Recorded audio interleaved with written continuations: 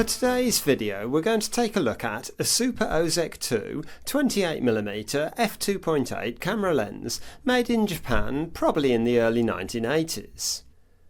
I don't know a huge amount about Super Ozeck, but from what I've read it appears to be a brand that was sold by the Comet group of stores in the UK. The lens definitely wasn't manufactured by Super Ozeck, and I've seen the same lens branded as Katana and Clubman, and I'd be willing to bet that it was sold under other brands as well. The lens design consists of 7 elements in 7 groups. The focusing ring travels through almost a full rotation from infinity to a minimum focusing distance, which is just under 8 inches. Apertures range from f2.8 to f22, with the half stops in between. The lens proudly advertises the fact that it's a macro lens on the front bezel, although only going up to a 1:4 ratio isn't all that macro. But still, as a walk-around lens, the close focusing ability is really useful, combined with its relatively wide field of view. My particular lens is the old Canon FD mount, which utilises a breech lock mechanism to attach it to the camera, or the adapter in my case. This lens is more or less immaculate, and it doesn't look like it spent much time fitted to a camera. It came complete with the original branded case and lens cap. So now I think we can pop the lens on one of my GX80s and shoot some test shots. Wide open at f2.8, things are reasonably sharp.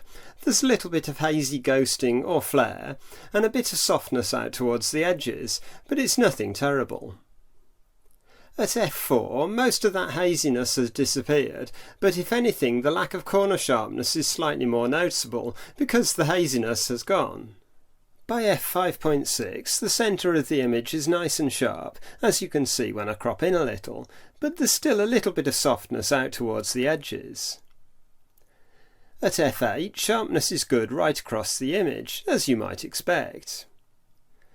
By f11 there's a little bit of that haziness creeping back in, but nothing to get too excited about. f16 is a little softer and hazier still, but again it's a perfectly usable image. Finally, at f22 the image isn't so good. It's soft and hazy right across the image. If we zoom into the centre it's flat and lacking detail, so I'd steer clear of f22 on this lens if at all possible. As a general purpose lens you'd expect the Super Ozeck to be able to shoot landscapes, and it can do just that. This one was shot at f8. It's a little bit noisy because I was working handheld in low light, so I pumped the ISO up a bit to compensate. But other than that, it's about how I'd expect a landscape shot to look on the GX80. I probably took this shot of my Zeiss Icon Contaflex camera at f4 or f5.6, and it's on shots like that that the relatively wide field of view combined with the close focusing ability really helps out. In fact, I can get in far closer if I want to. Like this. This shot of some leaves sitting on a mossy bit of wood was taken wide open at f2.8, and I can't help feeling that the bokeh on this lens isn't quite as silky as some of my other 28mm lenses, such as the Helios 28mm I featured in a recent video. I'll put a link to that video on screen about now. But on the other hand, the in-focus areas of the Super Ozeck are actually crisper and less hazy than on the Helios, so it depends on what you're looking for. I can't remember the name of this plant. I think it's sometimes known as a smoke tree. But anyway, it always looks amazing when it's been raining because the water droplets on the leaves look fantastic. I shot this one at f4 just to retain a little bit more in focus. Of course, it wouldn't be one of my lens test videos if I didn't put together a little video sequence shot using the Super Ozeck. So here's the latest offering.